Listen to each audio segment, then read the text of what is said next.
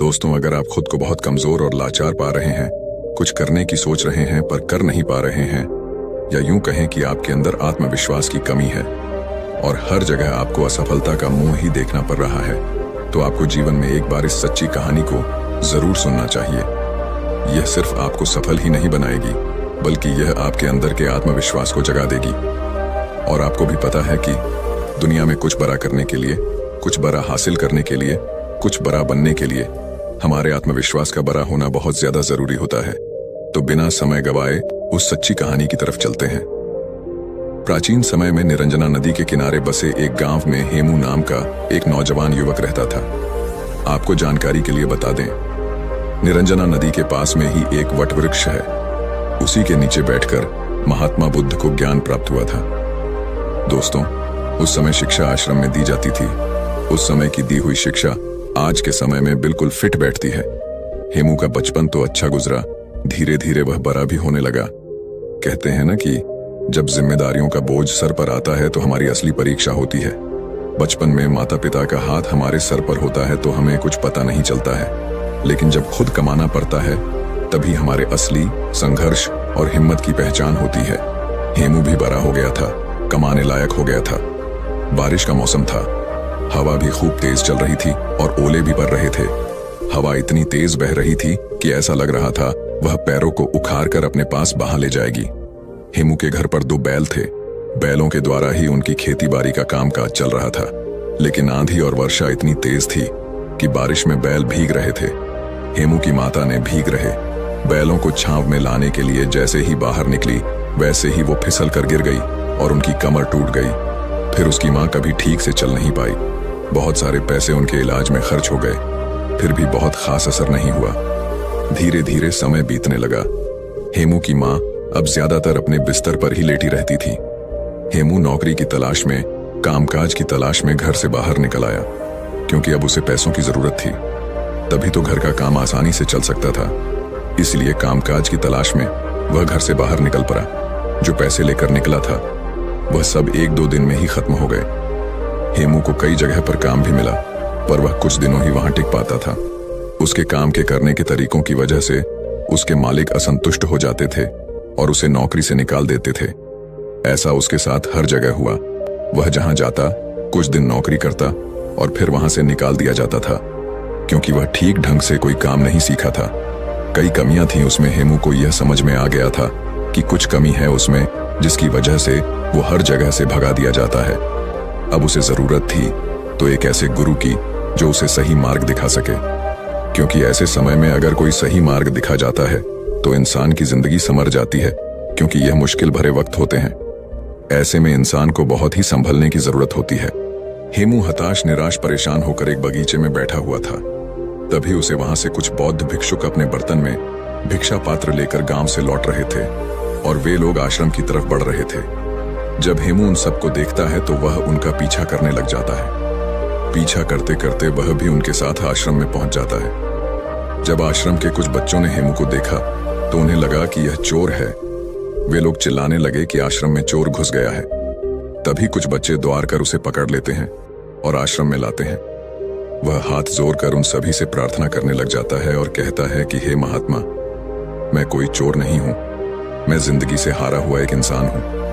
मेरी जिंदगी में कुछ भी बचा नहीं है। मेरी एक माँ है, उसकी कमर टूट गई है और वो बिस्तर पर लेटी रहती है। उसके इलाज में बहुत सारा पैसा खर्च हो गया और कुछ ही खेती बची थी जिसे पिताजी बेच दिए। मैं पैसा कमाने के लिए काम की तलाश में इधर उधर भटक रहा हूँ।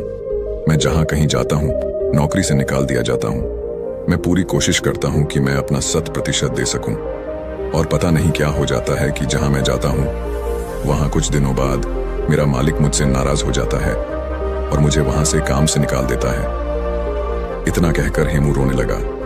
दोस्तों, ऐसे बुरे वक्त में कौन नहीं रोएगा। तभी उस आश्रम के प्रधान भिक्षुक वहां पहुंच जाते हैं। वह सभी को हटने का आदेश देते हैं और उस हेमू के पास पहुंच जाते हैं और उसकी परेशानियों को समझते हैं। प्रधान बिच्छू उस युवक की परेशानियां बड़े ही ध्यान से सुनते हैं। प्रधान बिच्छू उस युवक से कहते हैं कि बेटे, तुम रो नहीं, तुम 10 दिनों तक कहीं नहीं जाओगे। इन 10 दिनों में हम तुम्हारी पूरी जिंदगी बदल देंगे। तुम्हारा खोया हुआ आत्मविश्वास लौट आएगा, लेकिन तुमको इन 10 दिनों में मैं जो भी काम करने को कहूंगा वो तुम्हें करना पड़ेगा। अगर तुम 10 दिनों में मेरी बात मान गए तो तुम्हें पाने के लिए लोग तरस जाएंगे और तुम जिंदगी में बहुत ही आगे चले जाओगे। बस तुम्हें 10 दिनों तक यहीं रुकना है और जो मैं कहूंगा, जैसा मैं कहूंगा वैसा तुम्हें करना है। अगले 2 दिनों तक प्रधान भिक्षुक उसे पौधों में पानी भरने का काम देते हैं। वह पौधों में पानी भरता है और उसके काम को प्रधान भिक्षुक देखते हैं। फिर प्रधान भिक्षुक अगले 2 दिनों तक उसे भिक्षा मांग कर लाने को कहते हैं। वह गांव जाता है और भिक्षा मांग कर लाता है। इसी तरह 5 दिनों तक वह बौद्ध भिक्षु हेमू को देखते हैं और उसकी क्रिया विधि को देखते हैं। वह किस तरीके से काम कर रहा है, उसके काम में क्या कमी है, यह सब वह प्रधान भिक्षुक देखते रहते हैं। पर हेमू को इस बात का अंदाजा नहीं होता है कि प्रधान भिक्षुक उसकी क्रिया विधि पर नजर रख रहे हैं। 5वें दिन की शाम को वह प्रधान भिक्षु हेमू से कहते हैं, अगले दिन तुम सुबह नदी में स्नान करने के बाद हमारे पास आ जाना। अब हम तुम्हें कहीं नहीं भेजेंगे। हेमू जैसे तैसे उस आश्रम में उस रात सो जाता है और सुबह उठते ही नदी के पास जाता है और वहां से स्नान करने के बाद वापस उन प्रधान भिक्षु के पास पहुंच जाता है। वो बौद्ध भिक्षु को प्रणाम करता है और उनके पास बैठ जाता है। हेमू कहता है कि हे महात्मा, 5 दिन बीत गए हैं पर भी आपने कोई ज्ञान नहीं दिया है, कोई बात नहीं बताई। अब तो सिर्फ 5 ही दिन बचे हैं। अब मुझे फिर से वही ठोकर वाली जिंदगी जीने को मिलेगा, क्योंकि 5 दिनों तक मुझे इस आश्रम में खाना तो आसानी से मिल गया। आश्रम के खाने को खाकर वह अपना पेट आसानी से भर लेता था, पर 5 दिनों बाद उसकी चिंता फिर से बढ़ने लगी। गुरु उसके चेहरे पर जो चिंता का भाव था उसको आसानी से पढ़ लेते हैं और कहते हैं कि हेमू, हमने इन 5 दिनों में तुम्हारी गलतियों को देखा है। क्यों लोग तुम्हें भगा दे रहे हैं, क्यों कोई तुम्हें नौकरी पर नहीं रख रहा है और तुम क्यों हर जगह असफल होते जा रहे हो, यह सब मुझे अब पता चल गया है। अब मैं तुम्हें 7 ऐसे तरीके बता रहा हूं जो तुम्हारी कमियों को दूर करने के साथ साथ तुम्हारे अंदर के आत्मविश्वास को बढ़ा देगा। वो बौद्ध भिक्षुक हेमू से कहते हैं कि तुम्हारे अंदर आत्मविश्वास को बढ़ाने वाला पहला तरीका है, पहले छोटे छोटे कामों को करो और सबसे पहले उन्हीं छोटे छोटे कामों को करने का लक्ष्य बनाओ। अगर तुम पहले छोटे छोटे काम को करोगे तो तुम्हें छोटे कामों को करने का अनुभव प्राप्त हो जाएगा और तुम्हारा आत्मबल भी धीरे धीरे बढ़ने लगेगा, क्योंकि तुम छोटे छोटे कामों को करना सीख लिए हो और उन कामों से तुम्हें जो सीख मिली है वो तुम्हें जिंदगी में बहुत आगे ले जाएगी। अगर तुम्हें बड़ा काम करना है तो पहले छोटे छोटे कामों को करना सीखो, या ये भी कह सकते हैं कि बड़ा लक्ष्य हासिल करने के लिए हमें छोटी छोटी चीजों पर ध्यान देना बहुत ज्यादा जरूरी होता है। अगर तुम शुरू में ही बड़े काम करने लगोगे तो तुम्हारे पास कोई अनुभव नहीं रहेगा, और जब तुम्हारे पास कोई अनुभव नहीं रहेगा तो तुम उस काम को बहुत ही अच्छे तरीके से नहीं कर पाओगे और तुम्हें उस कार्य में सफलता जरूर मिलेगी। यही वजह रही कि तुम जहां भी जा रहे थे तुम बड़े काम की तलाश कर रहे थे, जबकि तुम्हें छोटे काम करने आता नहीं है। और जब तुम्हें छोटे काम करना नहीं आता तो तुम बड़े कामों को कैसे कर पाओगे। यही वजह रही कि लोग तुम्हें अपने घर से निकाल देते थे, लोग तुम्हें काम से निकाल देते थे। इसलिए जिंदगी में जब तुम हर छोटे छोटे कामों पर ध्यान दोगे, हर छोटी छोटी बातों पर ध्यान दोगे, अपनी छोटी छोटी गलतियों को पहचान लोगे, तो तुम्हारे अंदर का आत्मविश्वास बढ़ने लगेगा और फिर जाकर तभी तुम अपने लक्ष्य को पूरा कर पाओगे। जब तुम्हें छोटे कामों को करने का अनुभव प्राप्त हो जाएगा तो तुम्हारे अंदर का आत्मविश्वास धीरे धीरे जागने लगेगा और वो आत्मविश्वास इतना बढ़ जाएगा कि तुम बड़े काम को बड़ी ही आसानी से कर लोगे। आत्मविश्वास बढ़ाने वाले तरीकों के बारे में बात करते हुए महात्मा दूसरा तरीका बताते हुए कहते हैं, अभ्यास करने की आदत डालो।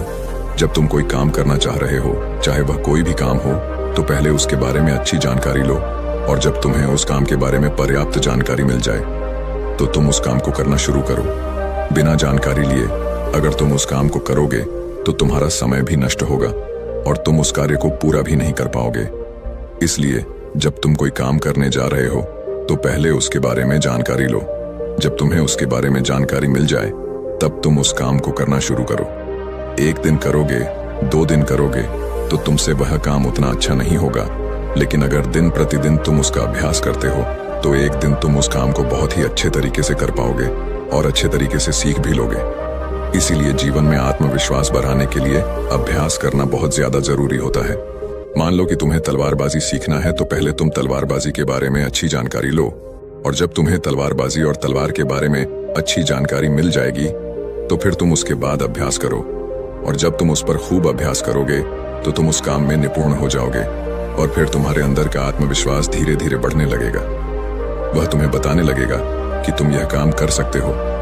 इसीलिए अगर अपने जीवन में आत्मविश्वास को बढ़ाना है, सफलता पानी है, तो अभ्यास करना बहुत ज्यादा जरूरी होता है। तुम जितना ज्यादा अभ्यास करोगे तुम उतनी ही गलतियां कम करोगे। जो इंसान जितना कम अभ्यास करता है उससे गलतियां उतनी ही ज्यादा होती हैं। अभ्यास ही तुम्हारी कमजोरी को दूर करता है। एक अच्छा सेनापति अपनी युद्ध कला पर बहुत ही अभ्यास करता है, तब जाकर वह एक अच्छा सेनापति बन पाता है। एक अच्छा योद्धा तभी जाकर वह कहलाता है। फिर आगे प्रधान आत्मविश्वास बढ़ाने वाली तीसरा तरीका बताते हुए कहते हैं, खुद को जानने का प्रयास करो। खुद की कमजोरी और ताकत के बारे में तुम जानने का प्रयास करो। अगर तुम्हें अपनी कमजोरी के बारे में पता है तो निश्चय ही तुम जो भी काम कर रहे हो उस काम को बहुत ही अच्छे तरीके से कर सकते हो। और अगर तुम्हें अपनी मजबूती भी पता है तो भी तुम बहुत ही अच्छा कर सकते हो। मान लो तुम्हें राजा के सेनापति में भर्ती होना है। तुमने जो युद्ध कला सीखी है उस पर अभ्यास ही नहीं किया है। अगर तुम्हें अपनी कमजोरी भी नहीं पता है तो तुम्हारा विरोधी तलवार बाजी में तुम्हें हरा सकता है। लेकिन अगर तुम्हें अपनी कमजोरी पता है तो तुम सामने वाले को मौका नहीं दोगे। इसलिए खुद की कमजोरी को समझने का प्रयास करो और उस पर कई बार अभ्यास करो ताकि सामने वाला तुमको कभी हरा ना पाए। फिर बौद्ध भिक्षु उस हेमू से कहते हैं कि तुम काम करने जाते थे लेकिन तुम्हें अपनी कमजोरी के बारे में नहीं पता था, जिससे तुम्हारा मालिक बड़ी ही जल्दी तुम्हारी कमजोरियों को पकड़ लेता था। और जब किसी को तुम्हारी कमजोरी पकड़ में आ जाएगी तो वहीं से तुम्हारी उलटी गिनती शुरू हो जाएगी। इसलिए अपनी कमजोरी को जानने का प्रयास करो और जब तुम्हें अपनी कमजोरी के बारे में पता चल जाएगा तो फिर तुम्हें कोई हरा नहीं सकता है। महात्मा आत्मविश्वास को बढ़ाने वाली चौथा तरीका बताते हुए कहते हैं, तुमने अभ्यास करना तो सीख लिया, अपनी कमजोरी को भी जान लिया, लेकिन अगर तुम्हें अपने आप पर नियंत्रण नहीं है तो इन सब का कोई मतलब नहीं रहेगा। इसीलिए अपने आप को नियंत्रण में लाने के लिए सबसे पहले मन को नियंत्रित करो, शांत करो। जब तुम्हारा मन नियंत्रित हो जाएगा, शांत हो जाएगा, तब तुम अपने कार्य पर बहुत ही ज्यादा ध्यान दे पाओगे। और जब तुम अपने कार्य पर ध्यान देने लगोगे तो गलती होने की गुंजाइश बहुत ही कम होने लगेगी। इसलिए मन को नियंत्रित करना, शांत करना बहुत ही ज्यादा जरूरी होता है। आत्मविश्वास बढ़ाने वाले पांचवें तरीके के बारे में वह प्रधान भिक्षुक हेमू से कहते हैं, खुद का भी सम्मान और लोगों का भी सम्मान करना सीखो। जो भी तुम्हें उपलब्धि मिली है तुम्हें उसमें सम्मानित महसूस करना चाहिए। तुम्हें खुद पर गर्व होना चाहिए कि मैंने इस काम को कर लिया है। जब तुम्हें खुद पर गर्व होगा तो तुम्हारा आत्मबल, तुम्हारा आत्मविश्वास बढ़ने लगेगा। और जब तुम्हारा खुद पर आत्मविश्वास बढ़ने लगेगा तो तुम्हारे लिए कोई भी काम करना असंभव नहीं लगेगा। इसलिए अगर तुम्हें अपने आत्मविश्वास को बढ़ाना है तो तुम अपनी छोटी छोटी उपलब्धियों से सम्मानित महसूस करो, क्योंकि जब तुम खुद को सम्मानित महसूस करते हो तो तुम्हारे अंदर का हार्मोन बदलता है। तुम्हारे विचार अच्छे होने लगेंगे और जब विचार तुम्हारे अच्छे होंगे तो तुम्हारे कार्य अपने आप सही होने लगेंगे। तुम्हारा आत्मविश्वास भी बढ़ने लगेगा। फिर प्रधान भिक्षुक आत्मविश्वास बढ़ाने के छठे तरीके के बारे में बताते हुए कहते हैं, अपने लिए समय जरूर निकालो। जिंदगी में तुम कितना भी व्यस्त क्यों ना हो, लेकिन अगर तुम अपने लिए समय निकाल नहीं रहे हो तो तुम्हारा सब कुछ किया हुआ व्यर्थ है। क्योंकि जब तुम खुद के साथ अकेले में समय बिताओगे तो तुम खुद को जानने का प्रयास करोगे। तुम दिन भर की गलतियों के बारे में अकेले में सोचोगे कि आज हमारे साथ क्या अच्छा हुआ है और क्या बुरा हुआ है, क्या चीज मैं और अच्छा कर सकता था जो मुझसे नहीं हुआ। जब तुम खुद में खुद के साथ अकेले में समय बिताओगे तो तुम्हें यह सब बातें अपने आप पता चल जाएंगे। इसीलिए दिन में एक बार अपने लिए समय जरूर निकालें। अपने शरीर के बारे में सोचें, अपने बारे में अच्छे विचार लाएं। और जब तुम्हारे विचार अच्छे होंगे, अपने बारे में तुम अच्छा सोचोगे तो तुम्हारा आत्मविश्वास अपने आप बढ़ने लगेगा। प्रधान भिक्षुक आगे कहते हैं कि समय को बर्बाद ना होने दो, तुम्हारा समय बहुत ही कीमती है। प्रधान भिक्षुक आगे कहते हैं कि समय को कभी भी मत बर्बाद होने देना, क्योंकि तुम्हारा समय बहुत ही कीमती है। ऐसे ही तुम अपने समय को बर्बाद न करना। फालतू लोगों के साथ अपने समय को बर्बाद मत करो, क्योंकि वह समय दोबारा लौटकर कभी नहीं आता है। जो लोग समय को बर्बाद करते हैं उन्हें बाद में बहुत ही पछतावा देखने को मिलता है, क्योंकि अगर तुम हर कार्य को सही समय पर करते हो तो तुम्हें किसी भी चीज का भय नहीं रहेगा। तुम्हें किसी बात की चिंता भी नहीं सताएगी कि मैं ये कभी नहीं कर पाऊंगा। जब तुम हर कार्य को सही समय पर करोगे, अपने समय का सदुपयोग करोगे, तो तुम्हारा आत्मबल, तुम्हारा आत्मविश्वास अपने आप जागने लगेगा। जो इंसान समय को जितना ज्यादा बर्बाद करता है, समय भी बाद में उसे उतना ही बर्बाद कर देता है। इसलिए समय की कीमत को समझो और उसको बर्बाद न करो। प्रधान भिक्षुक आत्मविश्वास बनाने के 7वें तरीके के बारे में बताते हुए कहते हैं, अपने शरीर का ख्याल रखो। अगर तुम्हारा स्वास्थ्य ठीक है तो ही तुम जिंदगी में कुछ कर सकते हो। तुम लाख तैयारी किए हो, कितना भी अभ्यास किए हो, लेकिन अगर तुम्हारा स्वास्थ्य नहीं ठीक है तो तुम कुछ भी नहीं कर पाओगे। इसलिए अपने स्वास्थ्य पर ध्यान देना बहुत ही ज्यादा जरूरी होता है। इसके लिए तुम प्रतिदिन योगासन और व्यायाम करो। ध्यान मुद्रा में प्रतिदिन बैठने का प्रयास करो।